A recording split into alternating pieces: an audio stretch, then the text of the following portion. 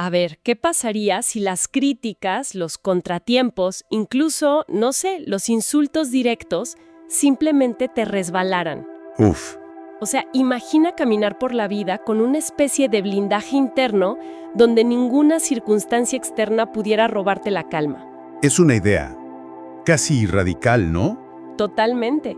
Y no hablamos de tener menos problemas, sino de dominar por completo nuestra reacción ante ellos. Que es ir en contra de todo lo que nos enseñan. O sea, nuestra cultura entera se basa en reaccionar a todo en todos lados. Justo. Lo que proponen estas fuentes es casi una rebelión. La idea de que el verdadero poder no está en controlar el mundo, sino en el dominio absoluto de nuestro universo interior. Justo a eso vamos. Hoy vamos a clavarnos a fondo en una filosofía de fortaleza mental. Las fuentes que exploramos nos trazan, pues, una ruta para entrenar la mente y actuar como si de verdad nada pudiera perturbarnos. La misión es destilar esas tácticas y cambios de mentalidad para dejar de ser una marioneta de nuestras emociones y convertirnos en arquitectos de nuestra propia serenidad. Y el eje de todo esto es que el pensamiento precede a la acción. Siempre. Si logras gobernar tu mente, tu realidad empieza a cambiar. No es magia, es causa y efecto. Claro. Veremos cómo este principio tan simple pero tan difícil de aplicar se manifiesta en todo, desde una discusión de tráfico hasta un fracaso profesional que parece, pues, el fin del mundo. Ok, a ver, vamos a desglosar esa idea central, esta mentalidad de nada me perturba, que de entrada suena a ser apático o frío, pero las fuentes insisten en que no se trata de eso. No para nada. Es un desacoplamiento consciente. O sea, no dejas de sentir, dejas de permitir que el sentimiento te controle. Exacto. Ponen un ejemplo muy gráfico. Alguien te insulta en público. La reacción casi instintiva es la ira, la humillación, las ganas de defenderte. Una reacción que en el fondo le entrega todo el poder a la otra persona. Es como si dijeras, tú, un completo extraño, tienes el control remoto de mis emociones. Oprímelo. Qué buena forma de ponerlo. Y la alternativa que proponen es fascinante. ¿Qué pasa si en lugar de reaccionar, simplemente sonríes con calma y te alejas? Le quitas todo. Le robas todo el poder al instigador. Esa persona esperaba un drama, una confrontación, y, al no obtenerla, se queda con su propio veneno en las manos. Su agresión no encontró dónde aterrizar. Te vas intacta, incluso más frante. Y aquí es donde la cosa se pone interesante, porque esto no es suprimir la emoción, es transmutarla. No es no sentiré enojo, es siento el chispazo de enojo, lo reconozco y elijo no actuar desde él. Claro. Es entender que la paz interior es un bien demasiado sagrado como para regalarlo. Las fuentes narran la historia de un hombre que lo perdió todo. Negocios, inversiones, todo se fue a pique. Que es el escenario de pesadilla para muchos. La reacción normal sería la desesperación, la depresión. Sin duda. Pero este hombre, en lugar de hundirse, vio el fracaso como un dato. No como una definición de su persona, sino como un resultado en una hoja de cálculo. Una lección carísima, pero una lección al fin. Exacto. Entendió que su mente era su único activo real, el único que nadie podía quitarle, y con esa certeza reconstruyó todo de manera más sólida. Pero, seamos honestas, eso suena a un nivel casi sobrehumano de control. ¿Cómo llega una persona común y corriente a ese punto? Pues no llega de la noche a la mañana. La clave es dejar de identificarse con los eventos. El insulto no eres tú, el fracaso no eres tú. Son eventos externos, como la lluvia. Y se cultiva con práctica. Por eso se propone un ejercicio diario muy concreto, el hábito de hacer una pausa antes de reaccionar. La famosa pausa ante un correo estresante, un comentario pasivo-agresivo, lo que sea. La idea es, antes de teclear la respuesta furiosa, respirar y preguntarte, ¿esto realmente afecta mis metas a largo plazo? Justo. ¿Mi reacción va a mejorar la situación o solo estoy cediendo mi poder por una gratificación momentaria? Y al principio esa pausa puede durar un minuto y se sentirá forzada. Con el tiempo se vuelve un microsegundo, un reflejo automático. Es un entrenamiento. Cada vez que eliges la calma sobre la reacción, estás fortaleciendo ese músculo mental. Ese ejercicio de la pausa me parece que conecta directamente con otra idea que encontré fascinante, la indiferencia consciente. Totalmente. Porque para hacer esa pausa, primero tienes que decidir que no todo merece tu reacción inmediata, ¿cierto? Claro, la indiferencia consciente no significa que no te importe nada, que te vuelvas un cínico. Significa que entiendes que tu energía mental y emocional es tu recurso más valioso y finito y decides conscientemente dónde invertirla. Y la mayoría de nosotros la desperdiciamos en cosas triviales. En nimiedades. Y para eso proponen una pregunta filtro que me pareció brutalmente efectiva. ¿Esto importará en 5 años? Es un balde de agua fría a la mayoría de nuestras ansiedades diarias. Totalmente. Esa crítica en redes sociales, esa pequeña vergüenza que pasaste en una junta, esa discusión por una tontería. En 5 años ni te vas a acordar. Será, con suerte, un vago recuerdo, si no es que se ha olvidado por completo, y sin embargo en el momento le permitimos secuestrar nuestro presente. El problema es que estamos programados para reaccionar a la amenaza inmediata. Nuestro cerebro no distingue bien entre un tigre dientes de sable y un tuit ofensivo. Cierto. Esta pregunta es un hack para activar la parte racional del cerebro y poner las cosas en perspectiva. Pero a ver, ¿cómo se traza la línea entre la indiferencia selectiva y la apatía? ¿No hay un riesgo de volverse insensible a problemas que, aunque no nos afecten en 5 años, sí son importantes? Esa es la pregunta clave, y la distinción es fundamental. La indiferencia es hacia lo trivial, lo que drena tu energía sin propósito. La apatía es la renuncia a preocuparse por lo que sí importa. Ok. La estrategia es usar la indiferencia hacia el ruido para conservar tu energía y poder enfocarla en las pocas cosas que sí tienen un impacto real. Y esto nos lleva a la idea de soltar lo incontrolable. El sufrimiento, dicen estas fuentes, no viene del problema en sí, sino de nuestra resistencia a la realidad. De querer a la fuerza que las cosas sean distintas a como son. Exacto. Usan una analogía muy poderosa, un río. El agua fluye alrededor de las rocas, no se detiene a pelear con ellas. Se adapta, las rodea, sigue su curso. ¡Qué buena imagen! La fuerza del río está en su flexibilidad, no en su rigidez. Quienes se quiebran son los que se aferran con demasiada fuerza a cómo deberían ser las cosas. Y eso aplica perfecto a algo que a todos nos saca de quicio. La crítica Sí. es inevitable. Siempre va a haber rocas en el río. La clave, según esto, es cómo procesarla. Con lógica, no con emoción. Sí, proponen un sistema de filtrado muy práctico. Primero, distinguir entre crítica constructiva y destructiva.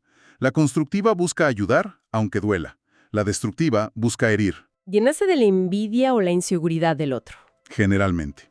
Y el método para distinguirlas es preguntarse: ¿la persona que critica tiene la experiencia o la credibilidad para juzgarme en esta área? ¿Sus intenciones son genuinas? Si la respuesta es no, su opinión es puro ruido. No tiene por qué quitarte el sueño. Pero si la respuesta es sí, si es tu mentor, tu jefe, alguien a quien respetas, entonces se trata de otra habilidad. ¿Cuál? La de extraer el dato útil de la entrega, a veces torpe o dolorosa, y desechar el resto. Sin drama, sin tomarlo personal. Es un proceso de selección de información, no un juicio sobre tu valor como persona. Eso me lleva a un punto que creo que es la raíz de mucho sufrimiento: la búsqueda constante de aprobación. Es una trampa perfecta. Es como si pusiéramos nuestra felicidad y nuestra valía en manos de un jurado popular que cambia de opinión a cada rato. Nos mantiene dependientes de la validación externa, prisioneros de las expectativas de los demás. Y la libertad, como dicen las fuentes, llega cuando te das cuenta de una verdad muy simple pero liberadora. Es matemáticamente imposible gustarle a todo el mundo. Hagas lo que hagas, siempre habrá alguien a quien no le guste. Y a la mayoría, francamente, no le importará. Totalmente. Exacto. Las personas que realmente cambiaron el mundo no buscaban encajar. Estaban impulsadas por una visión interna tan fuerte que la opinión pública les era irrelevante. Su confianza no venía de los aplausos, venía de la convicción. Y por eso sugieren la práctica de la autovalidación. Que no es ser arrogante, ¿eh? No, para nada. Es aprender a ser tu propio juez. Reconocer tu progreso, celebrar tus pequeñas victorias sin necesitar que nadie más las vea. Cuando empieces a obtener tu validación desde adentro, la de afuera se convierte en un extra agradable. Pero ya no es una necesidad. Ya no necesitas los aplausos para sentirte valioso. Simplemente sabes que lo eres. Y esto me lleva a otra herramienta poderosa que exploran, el silencio. En un mundo donde todos gritan para ser escuchados, el silencio se vuelve un movimiento de poder. Absolutamente. Quien habla menos en una conversación a menudo tiene más control. El silencio incomoda, obliga a la otra persona a llenar el vacío, y al hacerlo, muchas veces revela sus verdaderas intenciones, sus inseguridades. Sus límites. El ejemplo de la negociación es perfecto. Clásico. Te hacen una oferta. Tu instinto es contraofertar de inmediato. Pero en lugar de eso, haces una pausa. Larga. Dejas que el silencio se asiente en la habitación. Es una tortura para la mayoría. La tensión se vuelve tan palpable que, muy a menudo, la otra parte empieza a negociar consigo misma. Mejoran su propia oferta solo para romper la incomodidad. Llenan el vacío con concesiones. Ándale. Pero hay que tener mucho temple para eso. Aguantar ese silencio cuando toda tu ansiedad te grita que hables. Es una forma de póker mental. Y no solo aplica en negociaciones. Frente a un insulto, como decíamos, antes, el silencio es la respuesta más devastadora. Un insulto espera una reacción, una pelea. Ajá. Si le das silencio, le niegas el oxígeno. El agresor se queda solo, confrontado con su propia fealdad.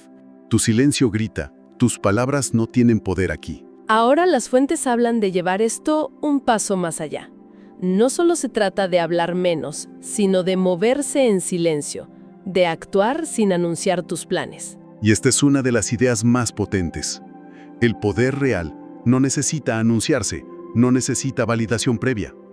Cuando trabajas en silencio, nadie te ve venir. Te ahorras las opiniones no solicitadas, la envidia, los intentos de sabotaje. Todo eso. Para cuando notan tu progreso, ya es un hecho consumado, ya es tarde para interponerse. Es la diferencia abismal entre la gente que habla constantemente de lo que va a hacer y la gente que simplemente lo hace. Justo. Los primeros buscan validación, los segundos buscan resultados. Exacto. Deja que tus resultados hablen por ti. Genera un aura de competencia y misterio que impone mucho más respeto que cualquier promesa o alarde. El león no necesita decirle a la jungla que es el rey. Hablemos de cómo mantener toda esta teoría en pie cuando las cosas se ponen difíciles de verdad.